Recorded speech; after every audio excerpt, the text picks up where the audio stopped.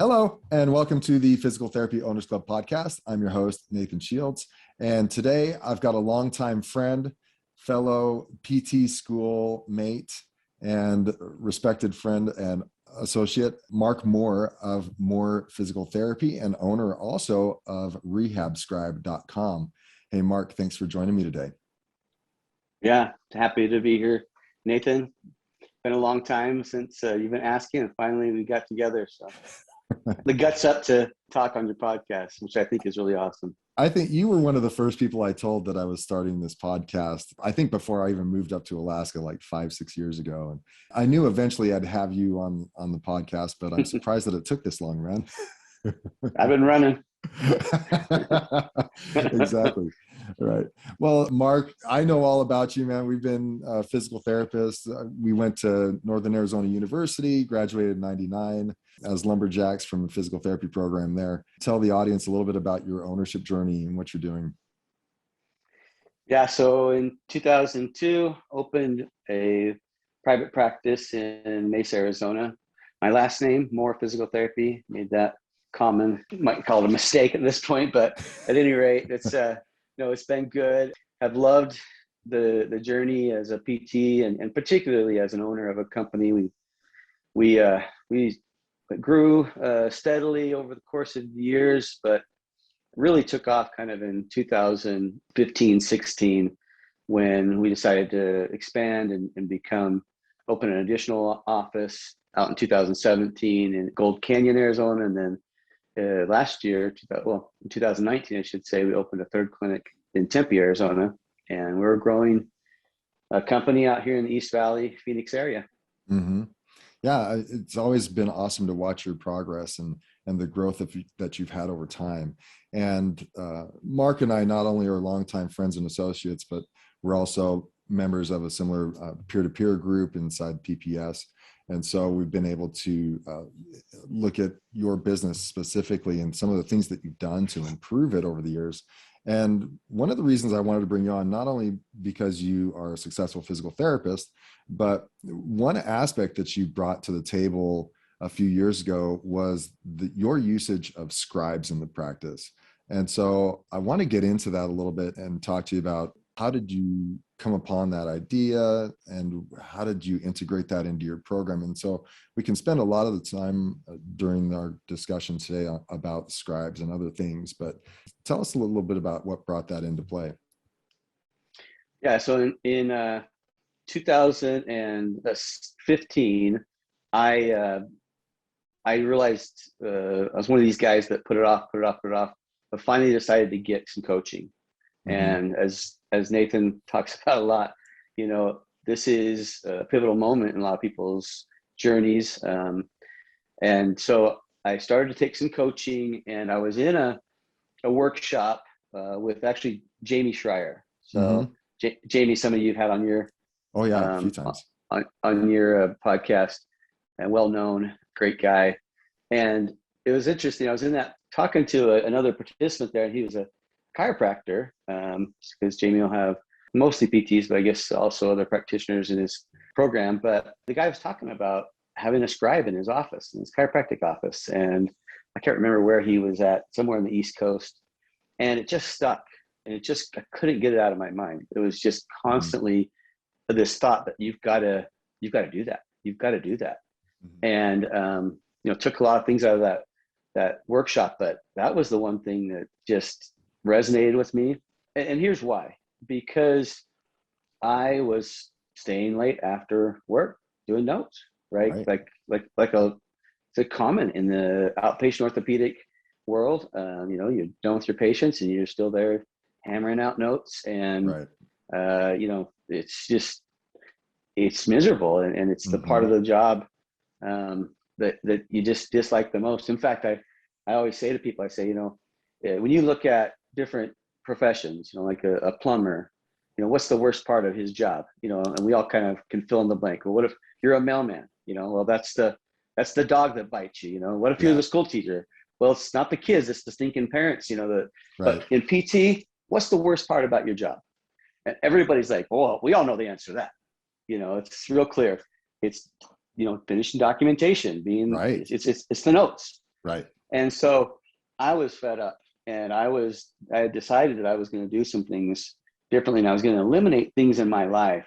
One of the things that Jamie, I caught from his workshop, was I was going to do an activity inventory. So look at all the things in my life or in my workplace, Right. what are all the things that I do day to day? So I wasn't answering the phones anymore like I was early in my, professional or my ownership. Yeah. And I wasn't, scheduling the patients. I'd given away all these things, but certain things I still owned that I thought only I could do, but I didn't want to do them anymore. And Right. so this activity inventory was list the things that remove your energy, that take energy away from you, Uh-huh. and list them at the top, and just start chipping away and get rid of that stuff that takes Right. energy from you. Right. And the very top of my list was real obvious. It was documentation, and I had to do something about reducing the time that I was spending in notes and documentation. And so I think that's why when I talked to that guy, the chiropractor, and he said that, it just like wouldn't leave my brain. I'm like, I got to get rid of that. Of course, you're not alone. Documentation is the thing. I think even in the web PT surveys that they do of 7 to 10,000 different physical therapists, always at the top of the list, it's the headaches that surround the EMR, mainly documentation, right? Yeah. Oh yeah. Yeah. I've asked that question to a lot of people, and it's easy. If it's an outpatient ortho, it's easy. The answer is real clear. Right. It's documentation that they like the least. And so, so I made a decision I was going to do something about it. Mm-hmm. And so January 1st, 2016, Heidi arrived at the clinic. A day that lives in infamy, obviously. Yes, that's right. It's a day that is so close to my heart. Heidi, and said, okay, well, I'm going to construct this. I'm going to invent this. I'm going to make it what it is, because I didn't have anybody out there to guide me in the process. I didn't have a who. And Nathan and I talk a lot about the Dan Sullivan's Who Not How. It's a book that is the top of my list, and I'm looking for. I needed a who, someone who would take that load off me. Right. And so I hired Heidi. Now, did you hire her specifically to be a scribe? Like when you hired her, you said, you are going to be my scribe, or did you hire her as a tech with some scribe responsibilities on the side? I hired her as a scribe. You did? And and said, if you have downtime, you'll help out as a tech, or other ways, you can answer phones and be but I was inventing this thing. Right. And so I hired as a scribe and never looked back. Now we have scribes in all 3 of our clinics, and it's such an advantage. It's such an advantage in so many ways. Well, we're going to talk a little about what you do, maybe how you train them a little bit, what you're willing to share. But do you look for certain people as you're trying to hire for scribes? I mean, do they have a certain skill set, personality? They don't have to have degrees, I'm sure. They just have to know how to run the keyboard, I'm assuming. Here's what I've found, which is part of the beauty of this, is that people love this job. Really? I've never hired a scribe that didn't just come to me within a couple of days and go, I love this. Really? I love it. Yes, they love it. It's not so. If you've got somebody who shares the values, this is my experience. Sure. There's somebody who shares your values. That's first and foremost. Right. Going to be someone who you can work well with, and they really are interested in being part of a healthcare team. Okay. Which a lot of people do, and this is a lot of the same people that you hire to work as your patient care coordinator. Or your other, these are people who want to be around patients, want to be helping, but they're right there. They feel they're so front line because they're really there in the initial evaluation, and they're gleaning and they're capturing all of the things that you're learning from your patient in that initial evaluation. They're realizing what the plan is and what the goals are, and they've got some medical terminology. It increases, in their ability, and they love all that, and that's really awesome. They really like. So, I don't know that I could say I've figured out the best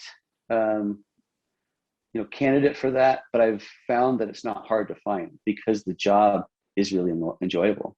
Oh, we're interesting. So as long as they're value aligned, which should be appropriately so for anyone who joins your company, but just have some interest in healthcare, these people, it's really intriguing to people because I guess in a way you're pulling back the curtain and letting them Hmm. see what it's really like to be a physical therapist because they're intimately involved in the process, taking all this personal information, writing down the objective data and Right. whatnot.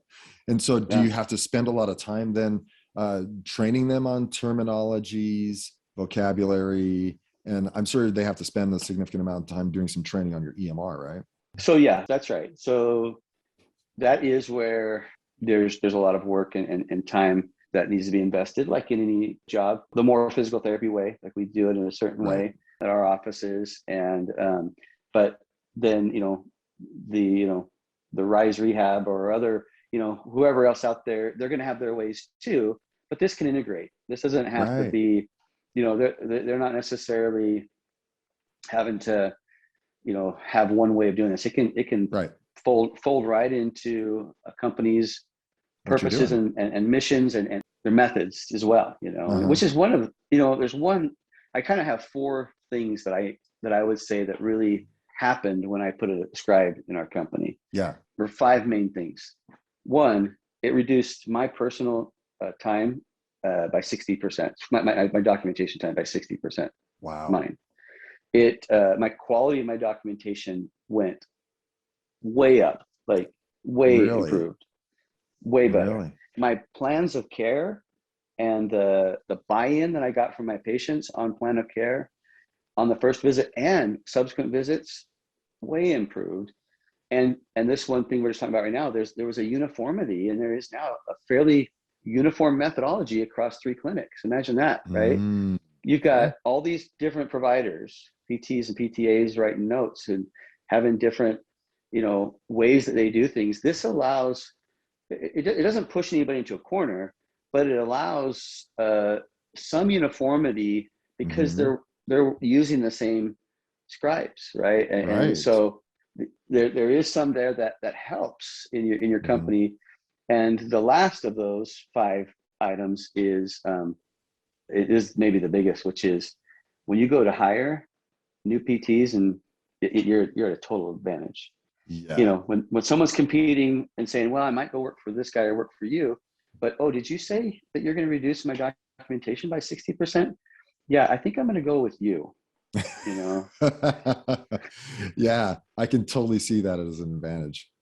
Total advantage. Yeah, Wow. it's awesome that way as well. So you know those are the main things that stand out, and there's Mhm. others, but Well, I'm um sure it's not a hands-off process, and you've got a detailed process as to how you introduce the scribe into the room, right? And yep, you've got a yep, process as to what verbiage they're going to say, and you're also reviewing this documentation after the fact, and you're correct. telling, and you might be even giving them certain phrases like, "Here, write this down word for word," blah blah blah blah blah, blah, right?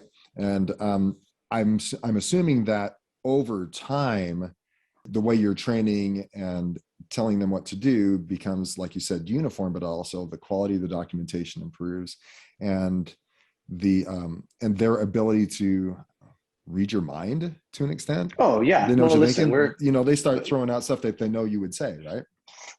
yeah, like, yeah, we are creatures of habit. Let's not Right. pretend like we're Yeah. not. Like, so they see patterns Yeah. very very quickly, and because they are, for the most part, just they're an observer. Like, Right. they're just capturing information. Imagine that you're in your evaluation and you never take your eyes off your patient. Wow. Not once. Like your eyes are on them, unless you're looking at your goniometer. You're looking in their eyes and talking to them and about goals and about purpose and about things that are meaningful. And all the while, this is all being captured. And Yeah. so it's wonderful that way. Of course, you can't predict what the patients are going to say, but yeah, No. you can prepare your scribe to be concise, not get Yeah. run on every sentence and everything that's being Yeah. said. That comes with some experience and with some training. this is not transcription. I think this one No. thing important. Like, it's not transcription, and it's not abdication of the role of the PT Right. either, right? Right. It's a trained individual that loves what they're doing to be an extension of you, the provider, and produce what you would produce Hmm. if you had the time and the energy and really wanted to, and they'll do it Yeah. even better than you will. Yeah. Because I could see they could get carried away with those patients that spend 30 minutes on their past history. And Yeah. you don't want them capturing all of that word for word, right? So it takes a little bit of training. Does it also take some training to help them understand what is quality documentation and what is needed by some of the potential auditors and whatnot? Do you send them through some of that training and talk them through that? Absolutely. Yeah. Well, that's a component that, we need to make sure that we are on the up and up in every way. So, Right. um, there's no certification for this No. as of yet, but it Mhm. is something that I'm working on. Oh, I that's think cool. that would be something that we could create some uniformity over the time, Right. so that we can see this as, a profession that's recognized and has certifications and whatnot. But Hmm. and that's certainly not outside of the realm of possibility. It's just Yeah. still in the works. We want to make sure that this is serving all the interests, the payers, the providers, Right. um, really well, Hmm. the owners. So, Right. And so, and I'm assuming also one of the byproducts is that your initial evaluation times have decreased. Like yeah, it doesn't take an hour yeah, to do an initial evaluation. You're doing the most important things and getting the most important information and moving on. right. And Right. it's not so. So the biggest thing is your initial evaluations and your progress notes. Those are the notes that typically take us more time during the day, right? Yeah. And Yeah. Time we kind of intensive. Yeah. Yeah. And the other thing is that, we're busy, and oftentimes we'll be working with somebody and they'll make a comment about something, they were able to, walk up 5 stairs without using the handrail, which is, 3 more than last time we talked or whatever, there's some type of thing. Yeah. But then at the, some distant part of the day after you've seen another 3 patients, you're like, what was that Mrs. Smith said? Something about the stairs, but I can't remember what. Well, Yeah. it's going to be captured, and it's going to be Right. captured really well, accurately, because that's the reason the scribe is there. They're Hmm. going to capture that. And another thing is because a scribe, for instance, in one of our offices, we'll have as many as 4 providers at one time, and that one scribe is providing the scribing work for 4 of them. And so Wow. it's not one-on-one. This Right. person can work with everybody in that office. Well, if I'm seeing a patient comes in and I'm talking to this patient, finding out how they've done over the weekend or whatever it is, or since we've seen them last, and my scribe is working with another one of the providers, that's fine. You don't have to be Yeah. there with that second. But when that scribe is done and comes over, and I feel her like on my right shoulder here, know she's there, then Right. I'm going to say, Mrs. Smith, tell me again what you were saying. Did I hear this right? And I can Uh-huh. restate to Mrs. Smith what I heard her say. And what does Right. that do? But Yeah. it gives her a chance to go, man, I am totally heard and understood. Right. And this PT listens, he understands. And if she says, no, that's not what I meant at all. Oh, okay. Let's make sure we get this right. What is it you said? And then Yeah. that's all captured. And that's why the quality of our information goes up. Yes. So, because oftentimes Definitely. it's not just capturing it right as it comes out, it's No. asking that patient, and this is what we're trained to do, is let's ask that patient, okay, do I understand you correct? You're saying the following, Hmm. and that restatement, validating Yep. their concerns, their worries, their thrills, the things they're excited about, connects you more deeply with your patient, which we know that Hmm. connection between provider and patient is as essential as anything Right. to see that patient improve and get Right. better. No, I totally agree.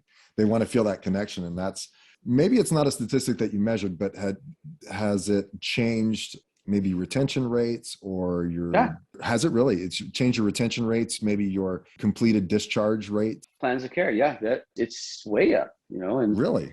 yeah, Oh when my we opened gosh. this most recent clinic in Tempe, we were kind of starting with a little bit of a skeleton crew Sure. because, it's a new clinic and you've got a lot of startup expenses and stuff. So we went for a while without a scribe. Yeah. And when we got that scribe and added it in, you see those changes. Really? You see those Interesting. improvements. Yeah. Oh, I loved one of the benefits that you pointed out, and that was how it improved your plans of care. Tell me about that a little bit. How did it affect your plans of care and the patient's buy-in to it? So when you're sitting there, as I said, looking at the patient, not looking at your notes, not looking at a computer or laptop or anything of that sort, you're connecting with them. And we have this is part of the uniformity. We have a way of asking, Mrs. Smith, like, Certain questions. 6 weeks from now, this is the question, right? Yeah. 6 weeks from now, if you and I are here sitting here having this conversation, what is it that you need to happen in between now and then that would make you totally satisfied with this relationship with you and our clinic? And that's, by the way, not my question. That's I gotta give credit to, that's Dan Sullivan's question. That's a Dan Sullivan thing.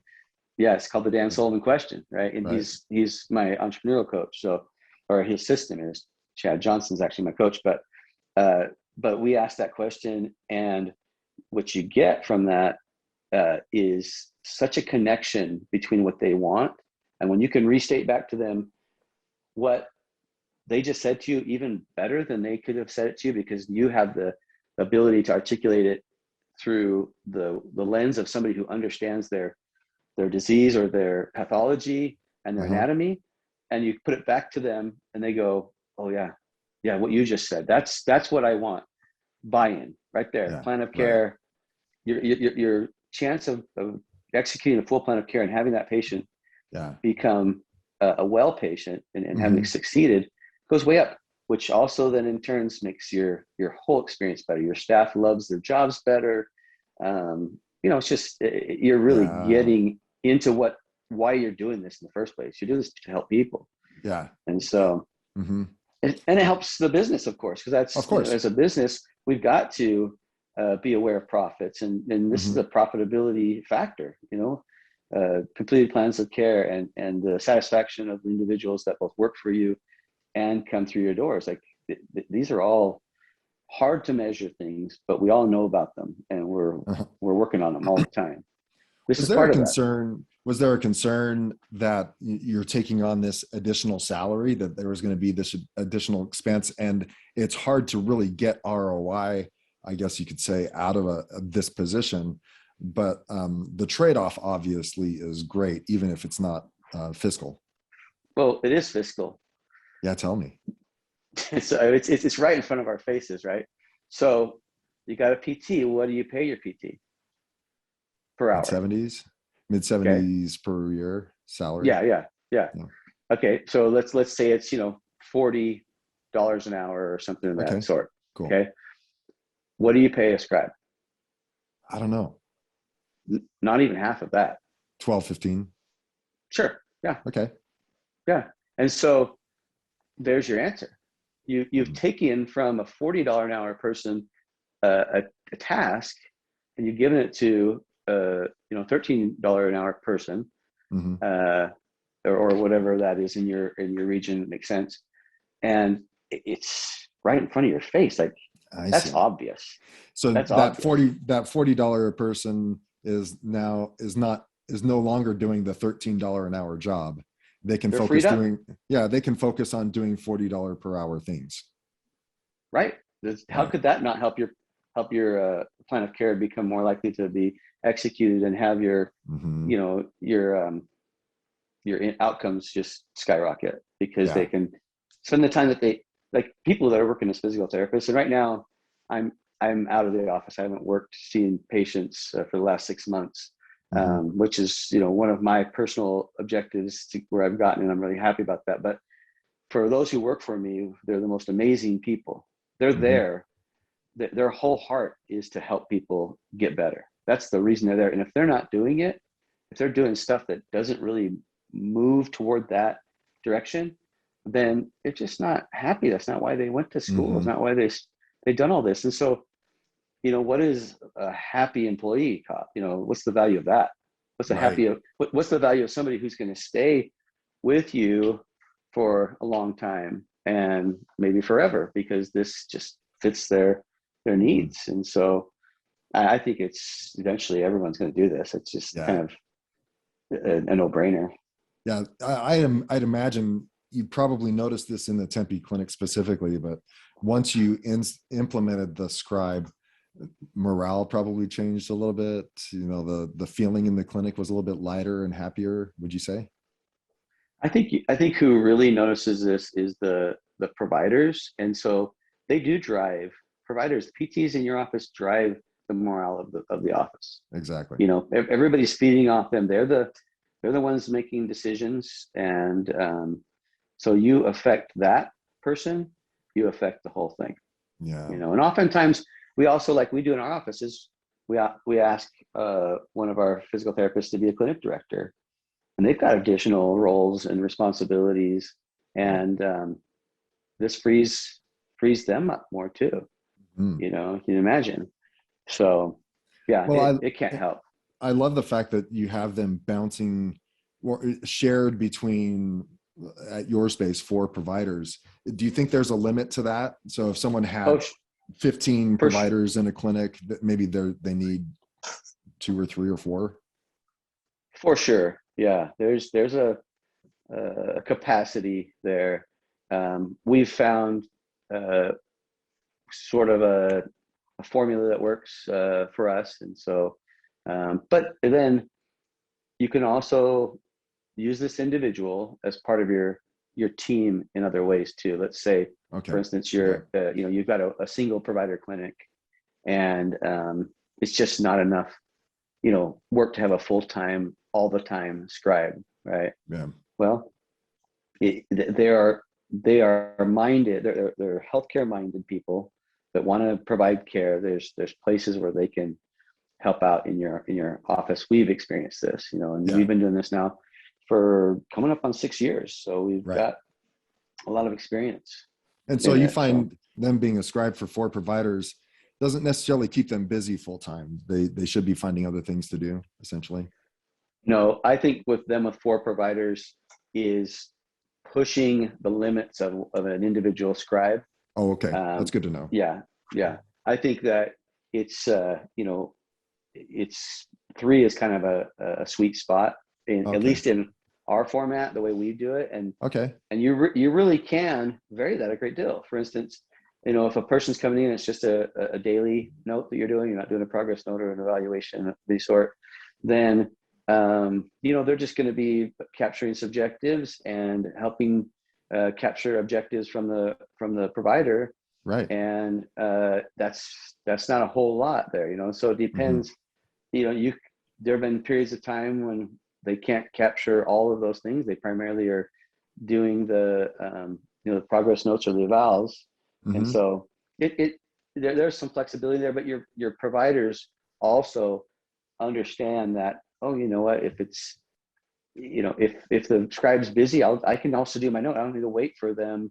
If it's a quick daily note, you can just punch it Right. out and go. Right. You don't have to use the scribe if it doesn't make sense. So Yeah. But it's if the it's scribe could even help them 60, 70, 80% of the time, that's a huge load off of their plate. well, yeah, it's much more like 95% Yeah. of it they're capturing. So And when that scribe calls in sick, it's a pretty sad day in the clinic, I assume.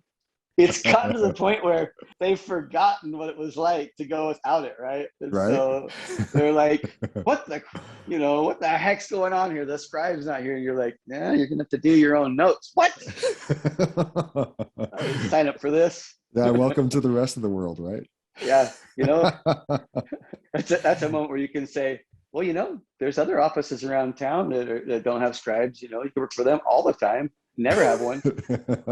Yeah, 40 hours a week writing notes, right? They're like, yeah, I just remembered why I like you so much.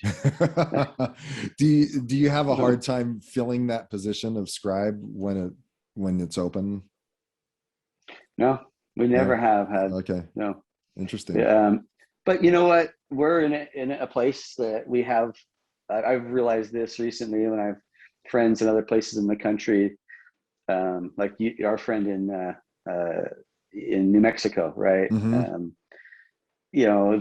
It's not all like it is here. For us, we seem to have plenty of folks that we can draw from, and Okay. we can find good people. And when you tell them that in this position, you're going to be writing a lot, you're going to be following the providers, do you find of the people that you interview, some people that alone weeds some people out or gets them excited? Oh, for sure. Like I'm not looking for just anybody, right? Yeah. We're looking for a who, Right. you know, we're looking for the person that says, oh, listen, I can do this better than you can. Right. Yeah. Right.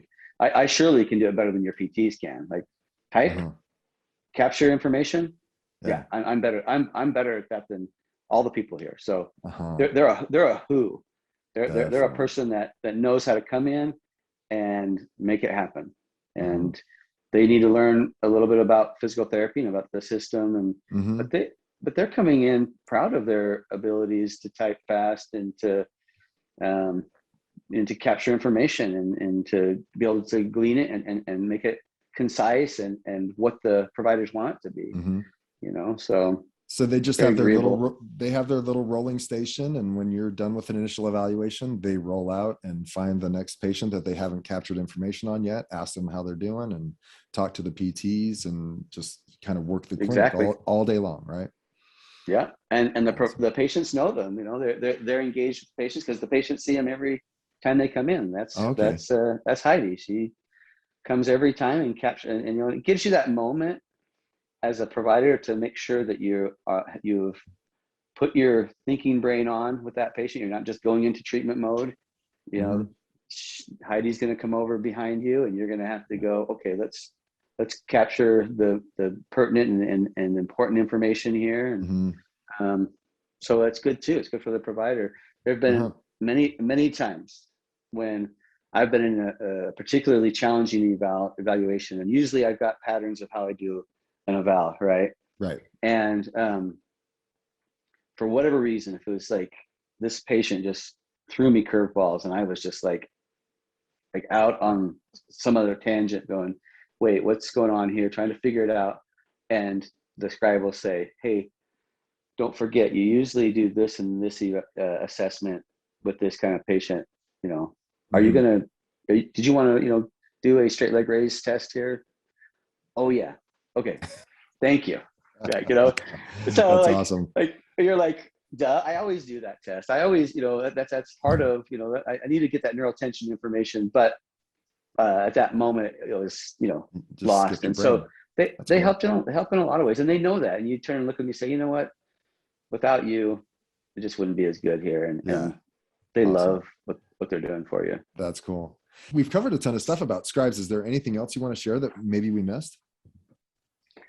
No, I think we are new company, this rehab scribe that we are opening. And so we are capable of, taking on clients across the country, because this training can be done virtually. We don't hire. We do give some guidelines and some guidance in hiring. Okay. But we can train your people in your place. Oftentimes someone in your organization that already exists. Right. And we can turn that person into the who for you. Yeah. And so that's awesome. But yeah, that's it. We're happy to be of help. I was saying to Nathan before we started this, podcast, I really want everybody who's felt my pain, which is the pain of outpatient orthopedic, after the people leave and you're still sitting there. I want you guys to not have that. I want people to start doing this so that they don't, they get home to their families and stop doing notes or taking notes home, which we've all done. I've done it. We've all done it.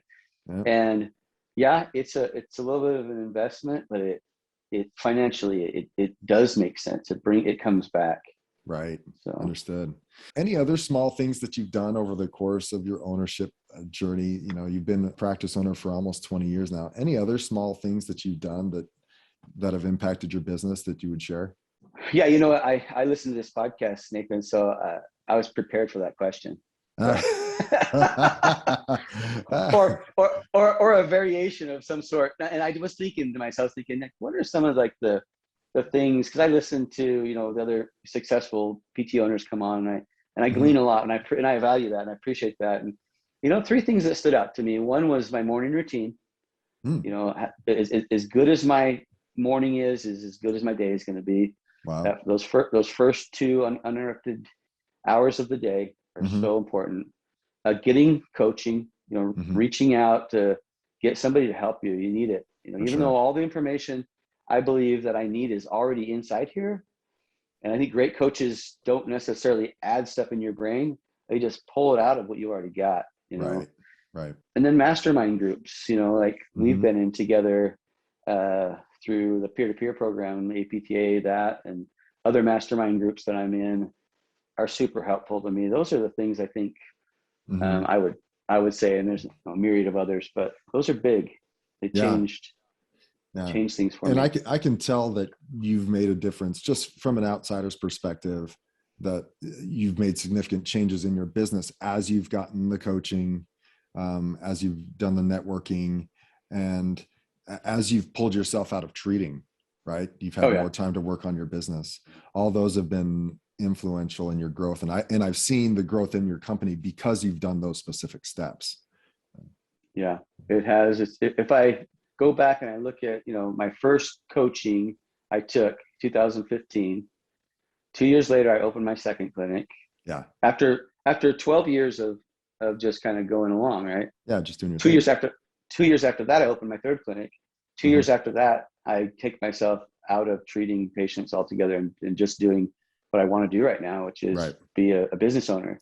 Yeah. Those are, to me, and I know a lot of people that's not a fast movement. Like they could have done all that in 6 months, and I know that, right? But for me, I like that. That's the kind of progress Hmm. that I'm thankful for. I don't Yeah. I don't think I've done all that, but it's worked out in that fashion, and I'm very grateful.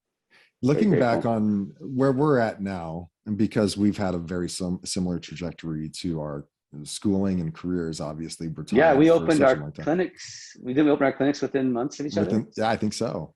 And and so, within maybe 15 miles of each other too. exactly, yeah, Yeah. we've been definitely tied in a lot of our pursuits. What would you go back and tell the Marc Moore of 2002 when he first opened up his clinic? Is there any advice, one or two things you would say, you've got to do this, and the sooner you do it, the better? Yeah, don't have a scarcity mindset as much as I did. Right. Like I realized that you make decisions based out of fear that Hmm. that you're just going to run out of stuff and run out of money and time and whatnot, and then I don't know. I mean, one of them would be get coaching much earlier. Yeah, I same here. listened to your interview with Adam Robin, Hmm. and that guy's a stud. Like It's he total jumped stud. in like a year after starting his PT clinic or something like Right. that. He's coaching. I'm like, yeah, good job. How much money would you have saved if you had gotten coaching early on, right? Instead of learning from the school of hard knocks, Right. you could have saved so much headache, time, money, energy on poor employees, you name it, man. And just to me, even it would have been, why have waited so long to feel so much fulfillment, right? Right. Like money aside, I've wanted certain things for myself, like we all do. It's just kind of like putting it off, where I Hmm. could have started expanding my influence, Right. expanding, well, and just acting on my Hmm. desires, my goals, my inward wants, and so Right. that's the loss that I feel. Is it's like I missed out on some years where I could have been making more progress. You could have had a So greater impact sooner, right? yeah, to my family, Right. to my employees, to To the community um, around you. Yeah. yeah, it To all, all those yeah, patients. to Now, myself. yeah, for sure. You could have gotten, like you said, you could have achieved some fulfillment sooner, Because you and maybe yeah be a little bit more clear about it. yeah, because I can go and think to myself, what do I feel my own value is? Well, my Hmm. value has to do a lot with, do I act on the impressions that come to me Like I wanted to open a second clinic, within a couple of years of opening my first one. I was always going to do that, right? Right. 12 years later. And why hadn't I? It's just because I needed some nudging. I needed to take some time and to act on those impressions that were coming to me and not Right. just listen to the fear that comes right after the Right. message, Right. So No, I gotcha. One of the most influential books that I've read this past year was one you shared with me called Who Not How. You already mhm. referenced it in our conversation today, by Dan Sullivan. And who was the guy that actually wrote it? Ben Hardy. Ben Hardy. Yeah. Great book, man. Totally Amazing. changed my thought processes, right? I'm still filling out impact filters. I just did one a Yeah. couple days ago. Any other books that have been influential recently or over the Yeah. past? Well, recently, The Road Less Stupid. The Guy's name Road is Less Stupid. The guy last name's Cunningham. I can't remember his first name, but that is a book that will help you think. And what I mean by that is, it's, I don't know how many, maybe 40 different sets of questions that you should be thinking about, and you should stop and get a quiet place, and you should think and write. So they're prompts, I guess, if you'd say it that way. All right. And but it's accompanied with some background as to why that question is so important, right? And so it's really nice. It's really a great book. Interesting. And that one's been really helpful. And I think that one's going to be something I'm going to have on my desk for years as I'm working through it. Is that a small business book? Is that more of a self-help book? Is that small business? It's a business book. It's specific for entrepreneurs. Okay, good. Specific, yeah, to your business. We got to always give homage to Covey, right? 7 Habits was early and is still so powerful. Oftentimes we skip over it. Timeless. Right. And then his son, Sean Covey, with a group of other authors, I feel bad I don't remember the others, wrote something called The 4 Disciplines of Execution, 40X. And I love that book. That's been super helpful to me. So that's that Marriott's, the hotel's method for how they execute their company. And so that's been really good. I love those books, and there's so many others. Oh, there's a ton. Yeah, I definitely wanted to pick your brain because what you provided me the last year.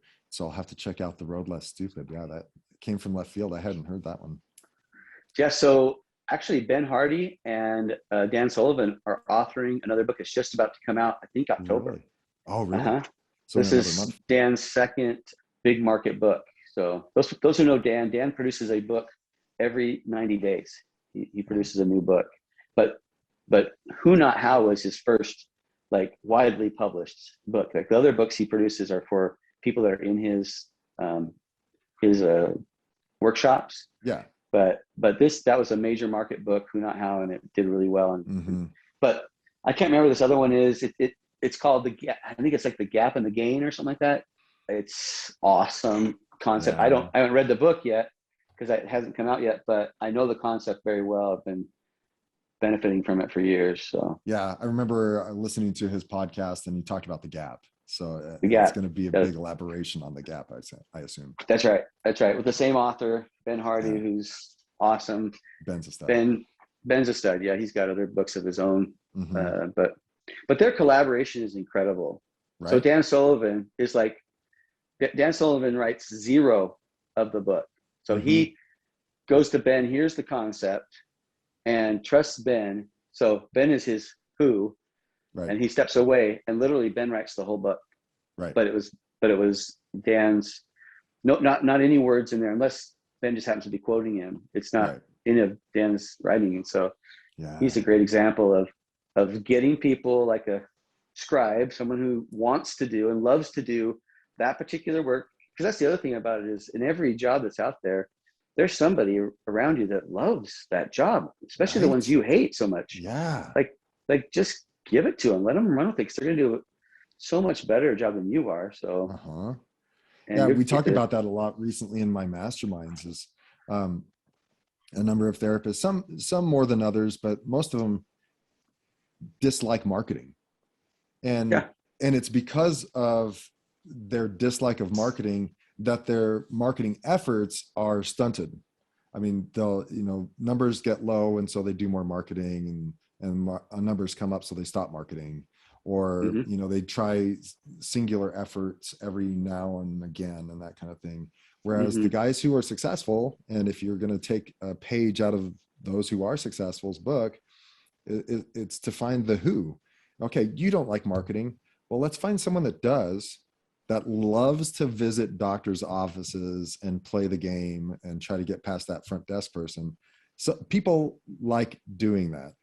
That's right. Find that person, let them do it. And when you get a consistent marketing engine going, even if it's a part-time person, numbers significantly improve. And that was so in my business. Once I found someone to do the job I hated, right, that area of my business improved. Surprise, surprise.